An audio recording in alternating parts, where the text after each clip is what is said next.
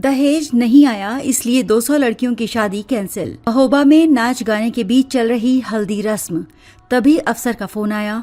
पान कुंवर कुशवाहा की बेटी खुशबू की शादी 13 नवंबर को सामूहिक विवाह में होनी थी। 10 तारीख को उनके घर रिश्तेदार आए।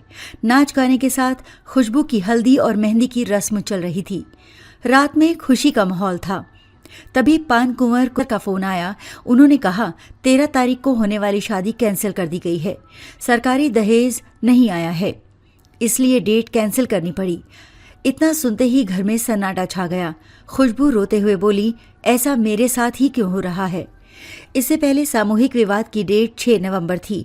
इसके बाद डेट टलकर 13 नवंबर हो गई। खुशबू की मां ने कहा 2 बार डेट टल चुकी है, मगर तीसरी बार ऐसा हुआ तो शादी कैंसिल भी हो सकती है, इसलिए अब शादी 13 नवंबर को ही करेंगे।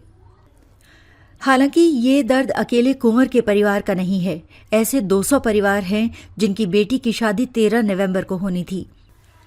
अब कुछ लोग दोस्तों और रिश्तेदारों से कर्ज लेकर 13 नवंबर को ही शादी कर रहे हैं, जबकि कुछ सामूहिक विवाह की अगली डेट का इंतजार कर रहे हैं।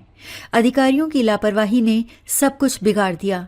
नगरपालिका क्षेत्र के बजरिया मोहल्ले के पान कुंवर कुशवाहा के बेटे राकेश ने कहा, हमने सरकार की इस योजना पर भरोसा किया था, लेकिन अधिकारियों की लापरवाही ने सब कुछ बिगाड़ दिया। अब घर पर ही बारात आएगी, सारी तैयारी हो चुकी थी। ऐसा 2 बार हो गया। बार बार ऐसा होता तो बदनामी होती, इसलिए घर से शादी करेंगे। बहन 2 बार मेहंदी लगाए बैठी है। अब सरकार के भरोसे शादी नहीं करनी। बार बार तारीख बदलने से हम बर्बाद हो रहे हैं। बड़ी हाट मोहल्ले के लालचंद रैकवाल की भी ऐसी ही कहानी है। उन्होंने बेटी सोनाली की शादी के लिए साहूकारों से करीब 2 लाख रुपए का कर्ज ले लिया था। उनकी पत्नी कपूरी देवी रोते हुए कहती हैं, गरीबों के साथ ये मजाक है। बार बार तारीखें बदलने से हम बर्बाद हो रहे हैं।